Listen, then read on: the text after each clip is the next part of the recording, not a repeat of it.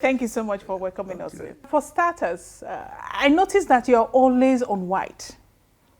You're always on white. There's a particular way you position your hat, and I'm sure quite a number of people want to know why you dress in a particular pattern. Is there a cultural significance to it? Well, yes. The way I put my hat, many people have asked me, why do I do that? In my young age,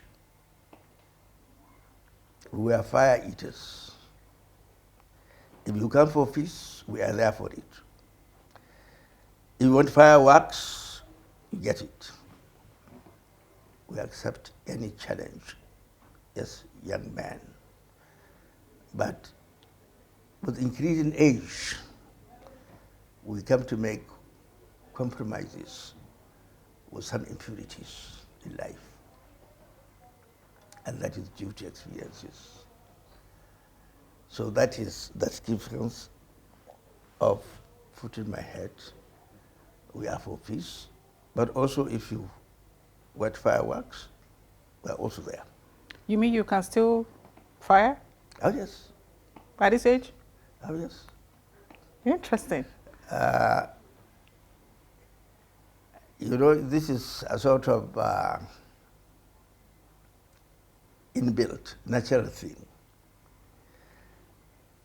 Something that is natural can hardly be abandoned or compromised. You know, you come across as one who is, you know, not just assertive, but somebody who can be very, very, very idealistic about things. And I want to ask this question, is it a function of your environment, your experience, or, you know, things that come your way? Well, you know, a man is a product of so many factors. The parental background, as well as the cultural background. So all these have to come together to make a person good or bad, irresponsible or otherwise. Are you always on white clothing? Well, you know, I'm a Muslim and also a practicing one for that matter. So our Prophet told us the best clothing is white. The best clothing of all the clothes that you may have, white is the best. It comes out distinctly from any other color.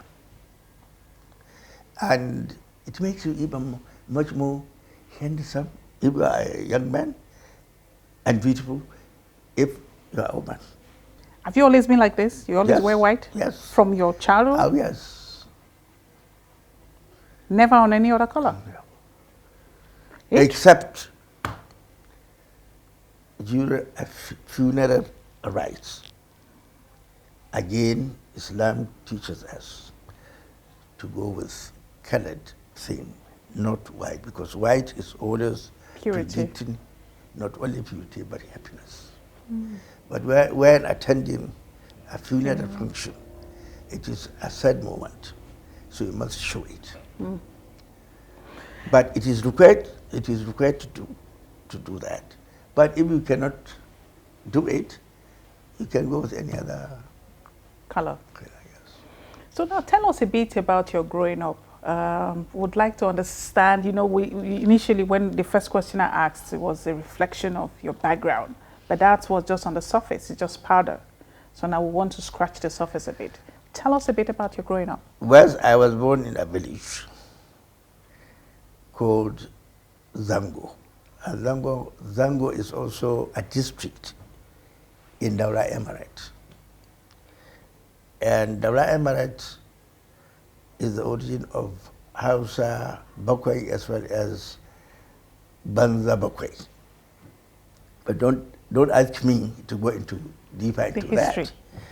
I may not be able to come out with a sort of satisfactory explanations. But that is. So I grew up there. I grew up in Zango. I made my elementary school there. My parents, particularly my father, was a local as well as international then trader. Before independence, we called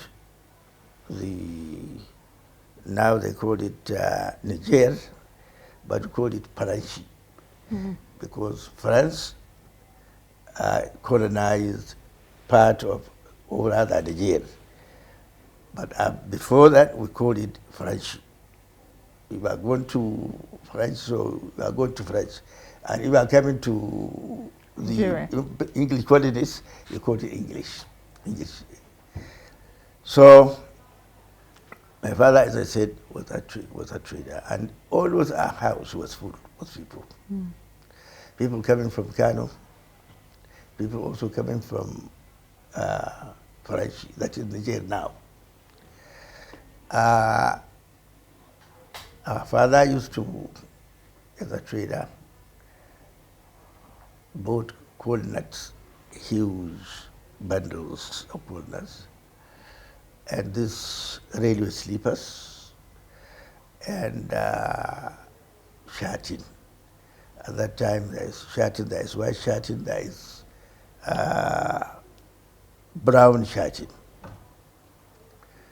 Parin Zawati and Jan Zawati. So people from France will come with their skin, hides of skin. In exchange, we bought it, they bought it, and then in exchange they buy a coordinate or something that they wish to buy themselves as traders, which if they go back, the people will buy, from which they will get some profit. A sort of trade. That is the trade, that is the way they earn their living. That is the first time in my house I saw a Lebanese. We call them Antoni. Antoni from Kano.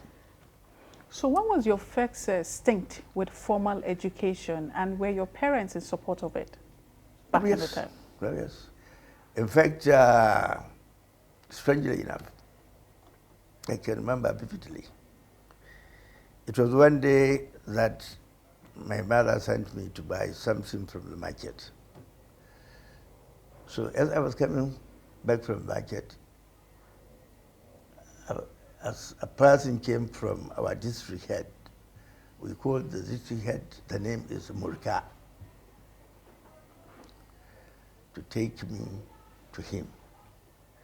So when I was there, he said, "You are going to go to elementary school." Just like that? My father was not even around. So that is how I came into it.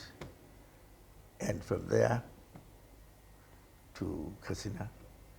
From KATSINA, after spending 4 years, 1948 to 1952, to Kano.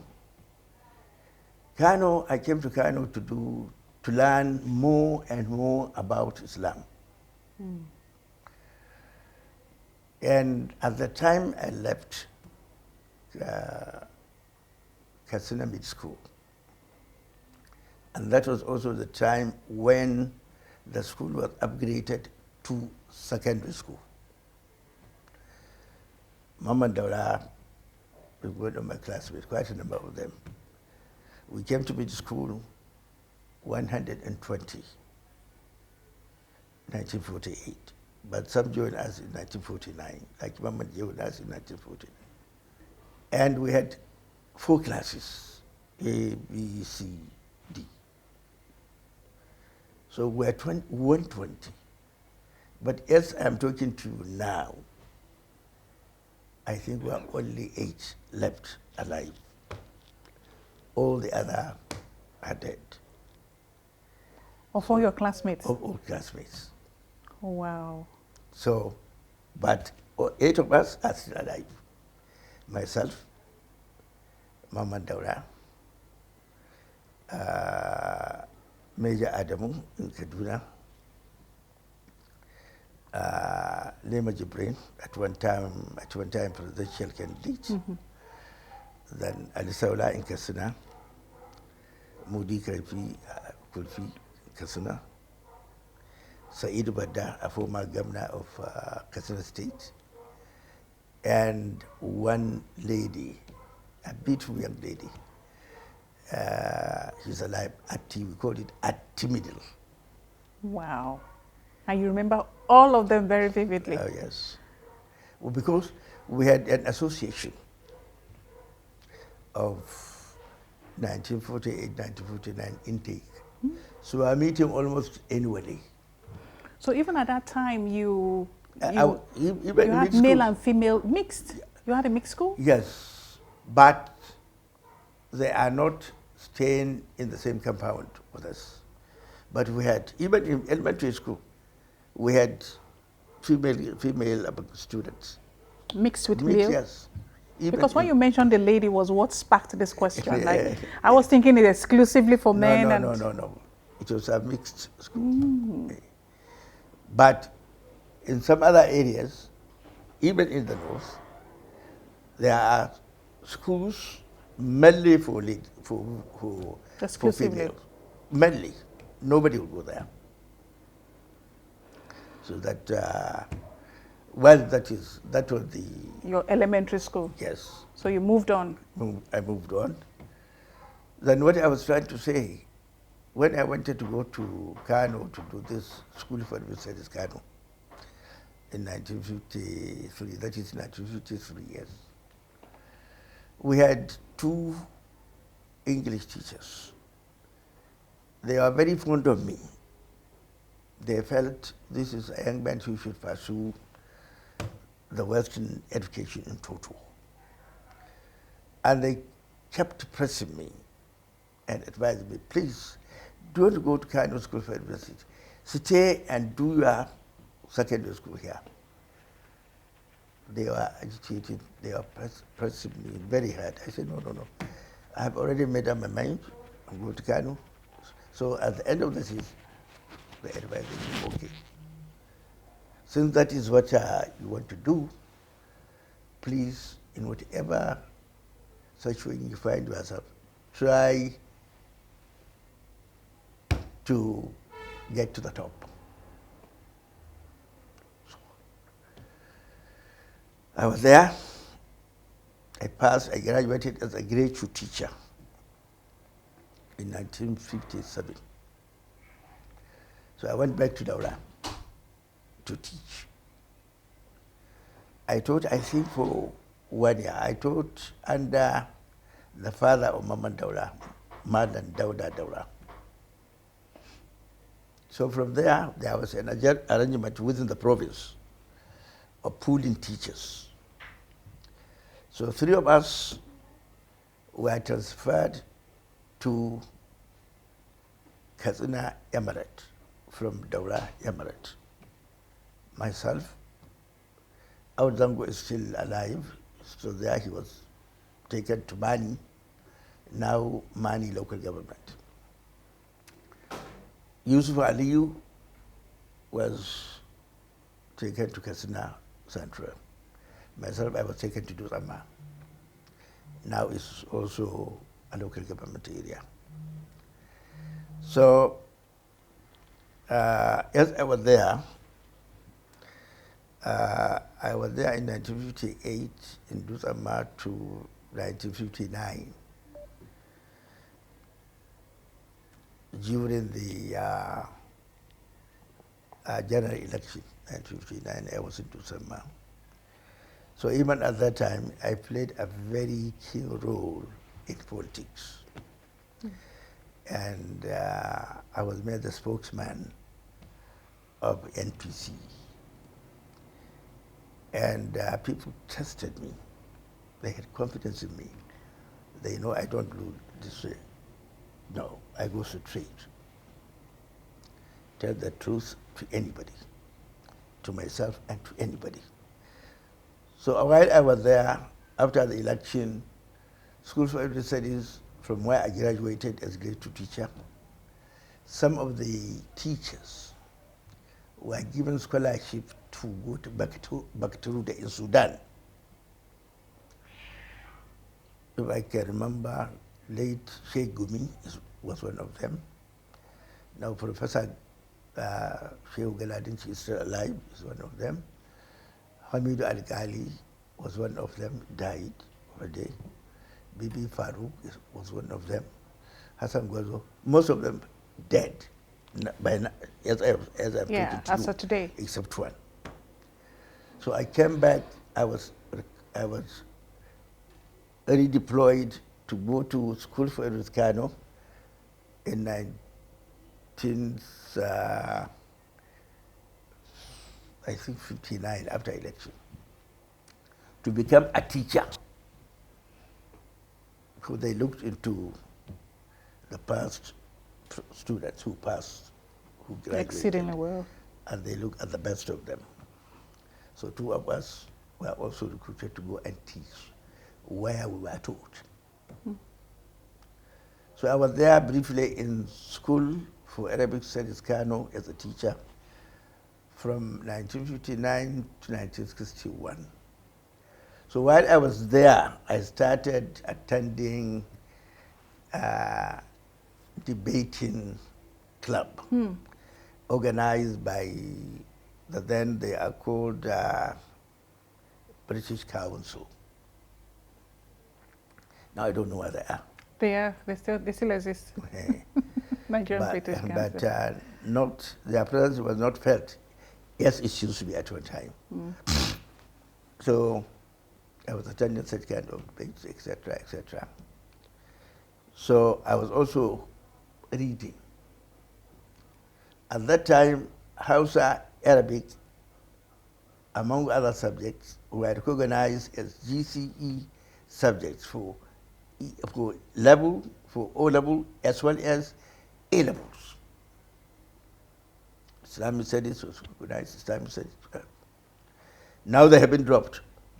For whatever reasons, I don't know. I applied for a scholarship. I was invited by the Northern Nigerian government to attend an interview, which I did. Before I left the room where we were interviewed, I know I got it. And because I performed very, very well, one of the members, when I was going out, he followed me to say, Mr. Baktaruda, telling me that yes, I was scholarship. But the first one was to go to Sudan, where those people I mentioned went. So I said, I want to change from Sudan to London. So that is how, at that time, you don't have to know anybody. As long as you are good, you merited it, you would get it. You don't have to hustle and keep on asking people to lobby for you. It was a straight thing, because the people there at that time, our leaders, were for their communities, not for themselves. So, 1961, among other students, flew to London. Was there a particular reason why you chose London? Not really. Not really. You just wanted to be different from the rest? Really. And I told you a very nice story again. Of all the Nigerian students going on scholarship, the northern students were best paid. Our allowances per month then was 30 pounds. 30 pounds. Wow. At that time? At that time. And yes, we are boarders in a British Council hostel. Yes, it was full boarding. We are charged only £5 for everything.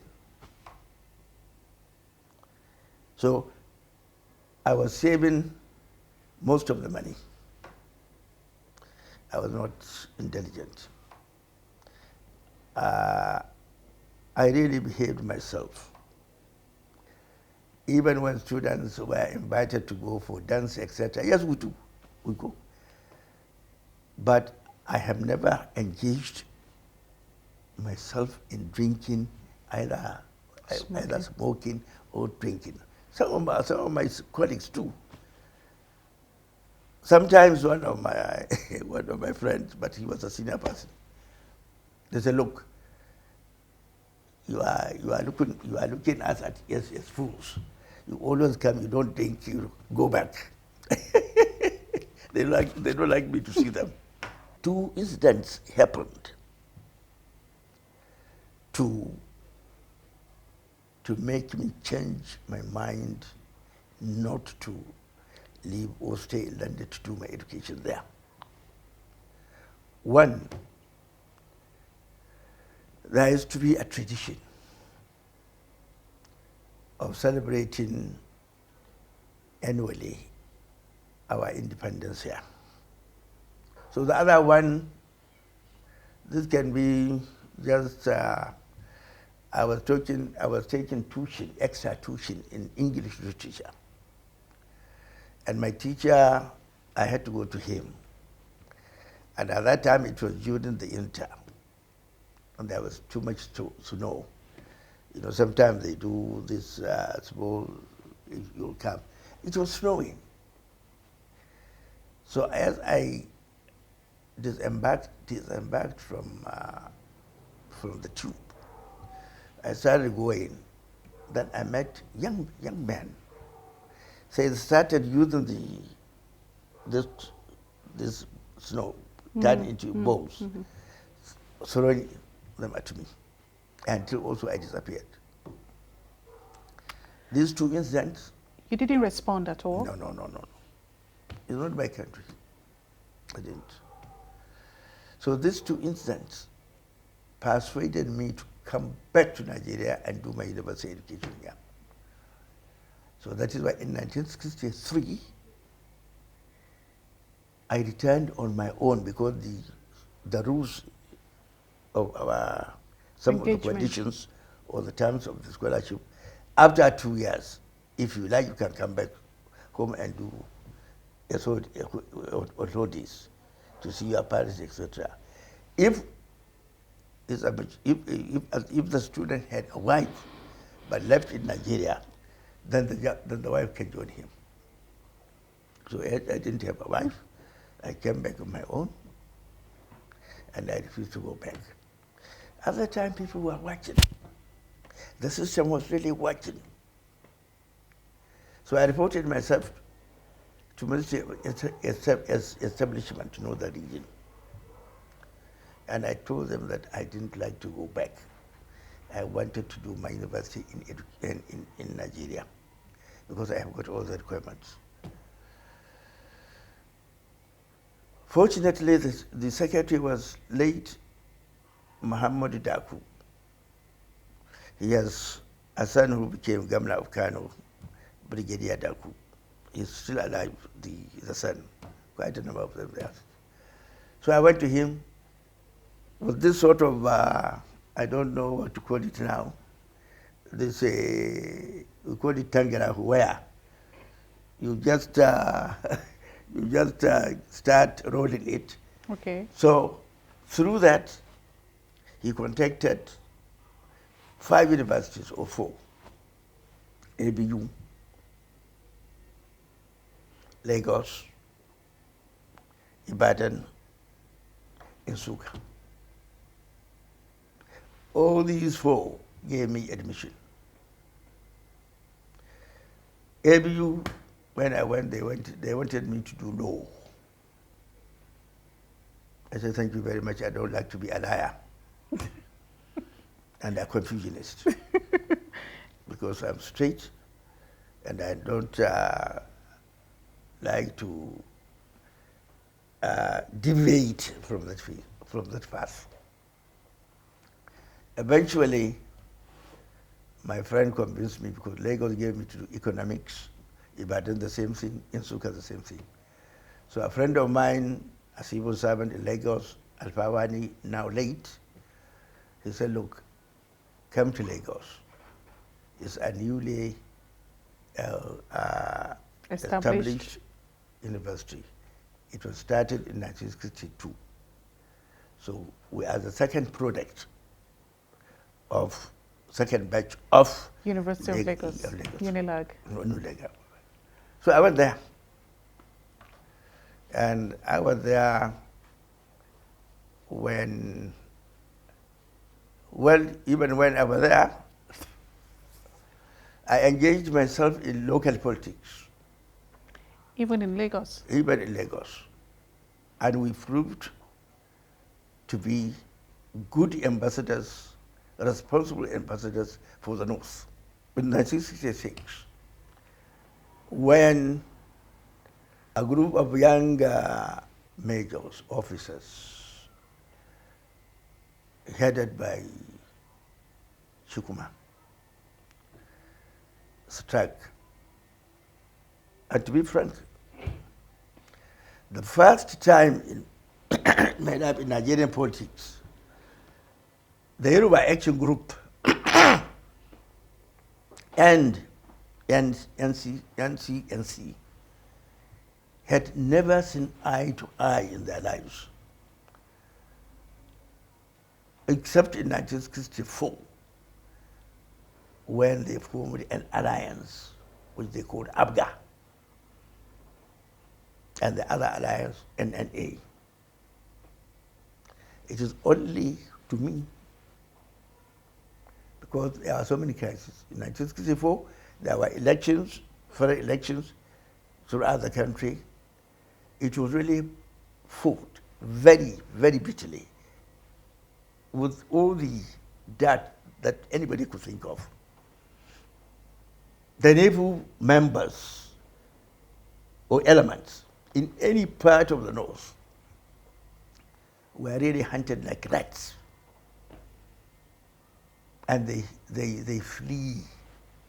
fled their respective stations or houses or villages, etc., and assembled in Kano under the banner of Nefu Alhaji Kano. So that is that business.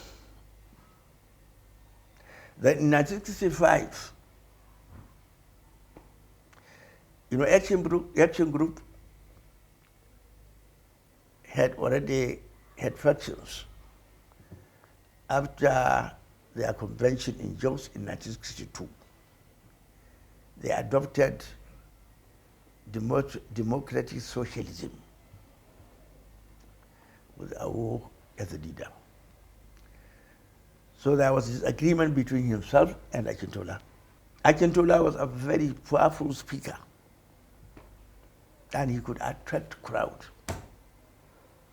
He was also a force to be reckoned with in the West. So they broke away. Although I think it will also be on record that even before this, I understand in 1953 or 1954, when they started politicking, NCNC won all the seats most of the seats in the West. But the following day, all the rivers, the NCNC people cross-carpeted to Action Group. That, I think, is something that you should also remember. Why do you think they cross-carpeted? Because they believe that why should they accept an evil man as their leader? That is the truth. Anybody who tells you another story is wrong. It's not telling you the truth. Because they do not believe that they will allow an evil man to come and become their leader. Okay, so before we delve into deep, because we're really going to deep dive into this issue. Let me learn first. So, Abga and NA. Akintola created or founded his own political party. They called it NNDP. So, NNA composed of MPC, NNDP, and Delta Niger Congress. While Abga was composed of AG, NCNC, United Middle Belt Congress, NEFU, and I think including BUIM, Borno Youth Movement. So you can see even in Nigerian politics, the only component of Nigeria that practice real politics, allowing people to freely mix and mingle, and choose whatever they wanted in the North. Because in the North we had NPC, we have United Middle Belt Congress, headed by Thecla. We have NEFU, headed by Amin Kano. We had also BYM, Bono Youth Movement. So you can see that in the North we have about 4, including, but it didn't make any effect, what they called in Ilori, Talaka Parapo. So you can see that it is only the North that has been practicing democracy. AG is purely Yoruba. NCNC is purely Igbo, with their tribe, with the other tribes. Because at that time, before the splitting of the country into 12 states by General Gawan, when he created 6 states in the north and 6 states in the south, nobody, I myself, I didn't know about Irobos and other tribes because they were buried under the umbrella of Igbos. That's, yes, we don't know. Anybody we see was a woman. We got them. We don't know Chakri Igbo. It is after the state creation. The same thing in the south, west. We don't know there are these Benin, etc., no, we don't know. So anyway, to cut matter short, with this building up, election in 1964 was fought very bitterly, particularly in the north. That bitterness is there. In 1965, Akintola uprooted the AG during the 1965 election. There was no AG, all were NDPs. That is also another thing that triggered this sort of thing. And already, if you remember, Awolowo was in prison because he wanted to take over the government by force. He had lost the election in 1959. I hope you remember this. So with all these combinations and businesses, we came, even at that time, the newspapers from the south, they made headlines in their newspapers. The army is ready to take over. If you go into archives, you'll see this. So that has given a lot of support and encouragement for these med officers when they see, because I can remember also very vividly, After this formation, also the ABACHA NNA.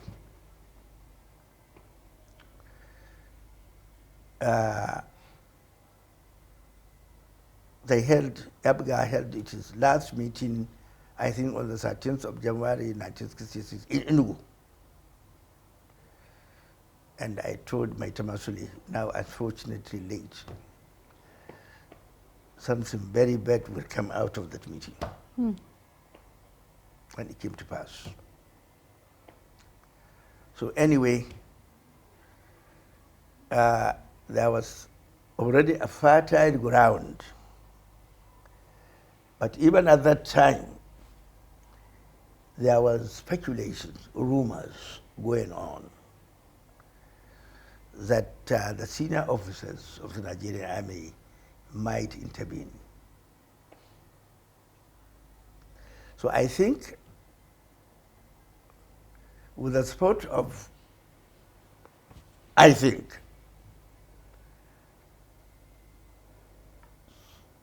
some of the boys, these Chikuma and others had the guts to come and kill all our northern political leaders. They started with this, Daura, they kill him.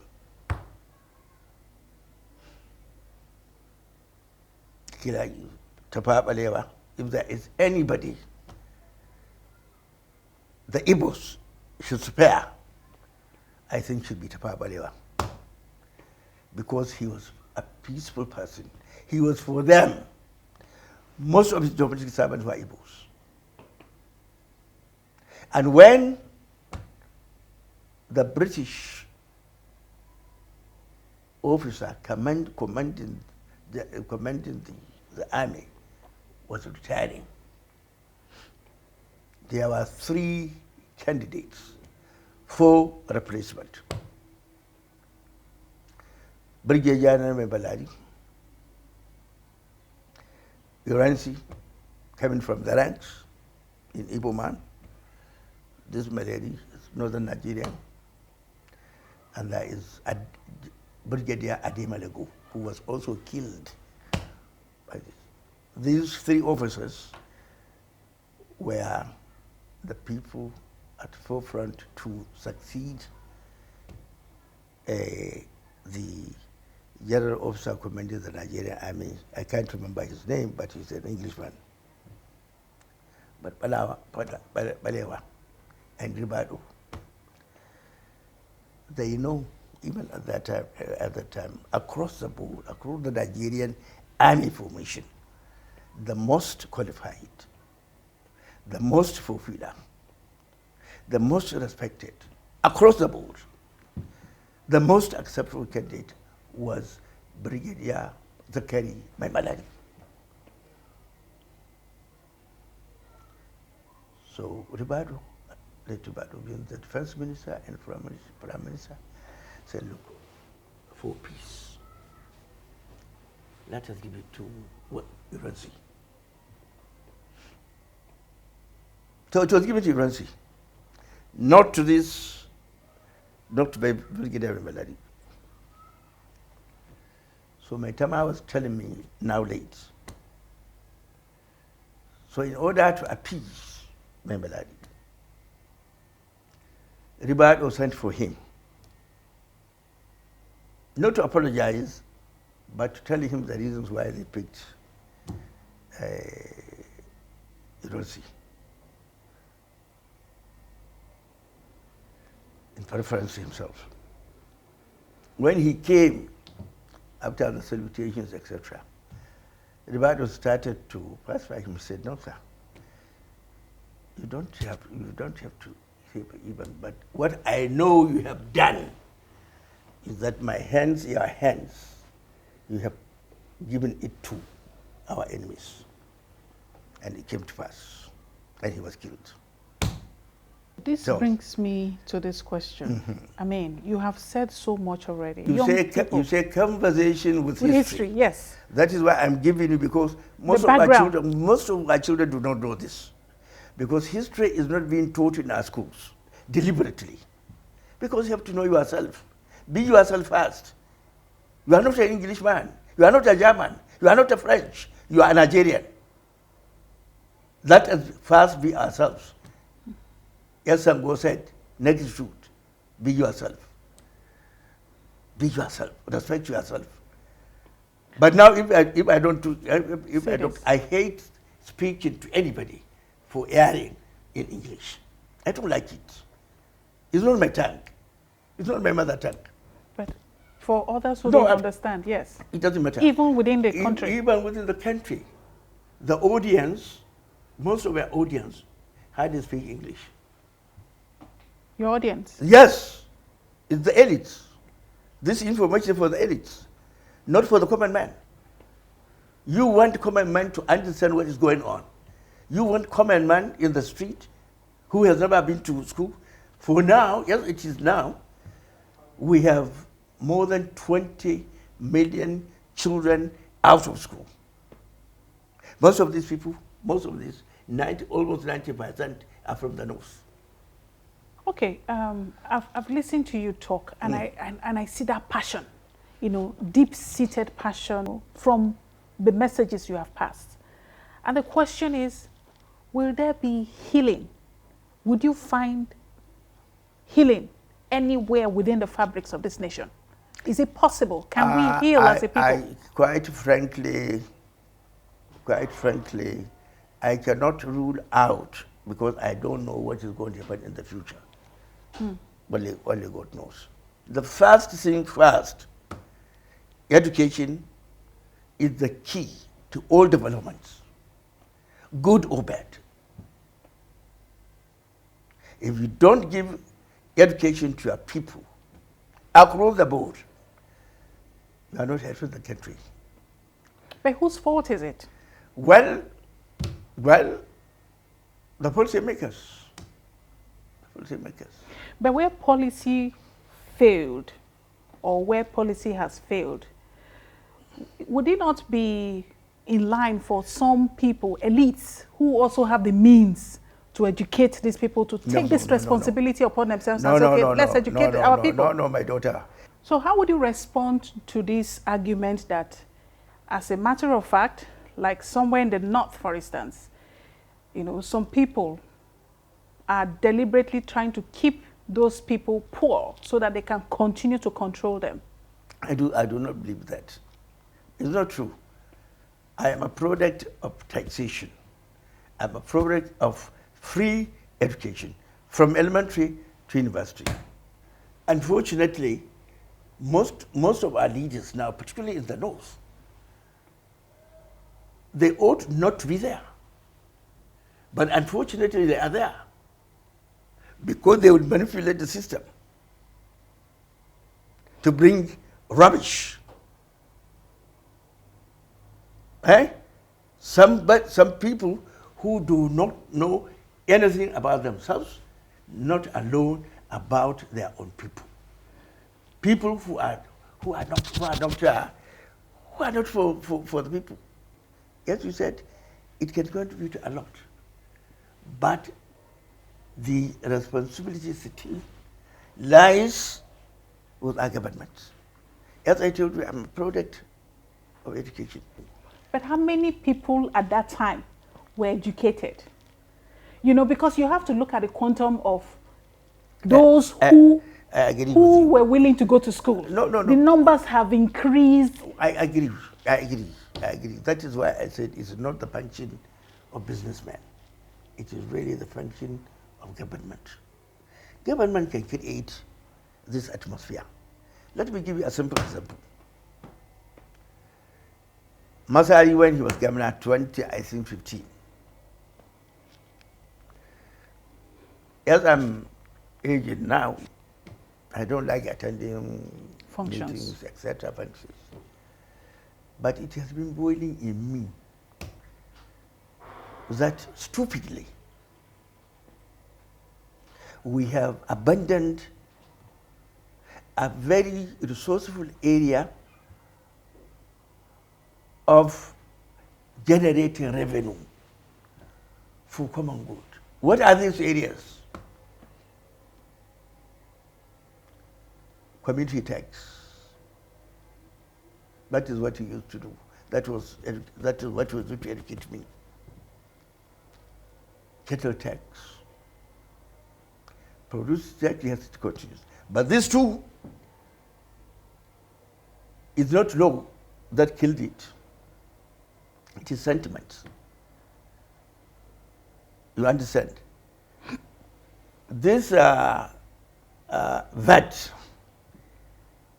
has a limited target. In our own areas, how many people are working? And we have got informal market, which is bigger, the biggest than formal market. But then when? It is a political will. Because if you talk to them, they will say, if I introduce community tax, they'll hit me. Not only that, they will not vote for me.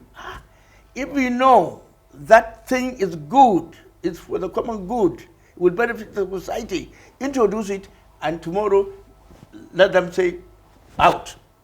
You have introduced it, and it is there. But they refuse to do it. But they don't have the political will. Exactly. But how would you respond to some of our leaders?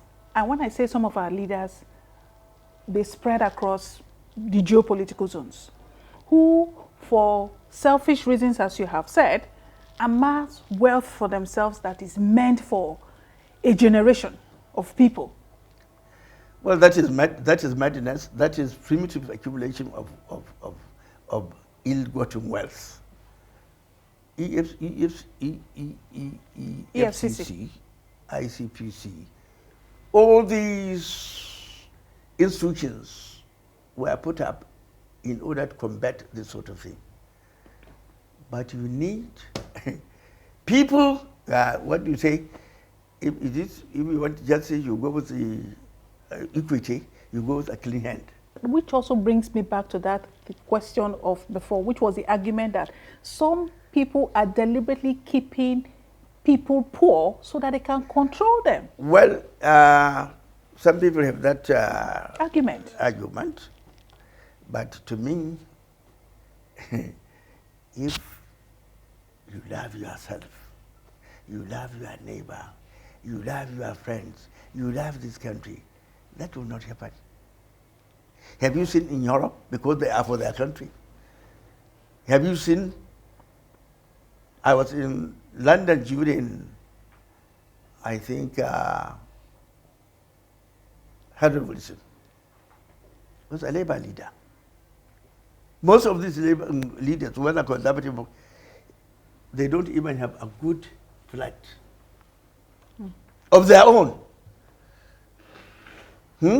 Because if, for any reason, any one of them, whether a prime minister or a member of the House of Commons or any parliament in Europe is indicted, he leaves that job. Automatically, he leaves that job. Even if he doesn't want to resign, papers, public opinion will force him to resign. Is it true here? Is it? I'm asking you. No. Are we not human beings? Are they not here, the leaders, for their people? If they are there for their people, from the heart of their hearts, they will not do it. Because their conscience will override it. Still to come. Do you think the North on its own can win an election in this country? You're very blunt. Oh, yes. And I want to ask you this question based on that bluntness. Is it true that, because we've been hearing it, you know, people hear it and people argue in pockets and all of that. Is it true that the typical Fulani man never forgives? Let's talk about your relationship with Obasanjo. How do we tackle corruption such that, I like the way you're laughing. I'd like to take you up on this word called cabal. Who really are the cabals? I don't know. Go and search for them. Join us for the concluding part of Conversation with History with Sani Zangon Daura.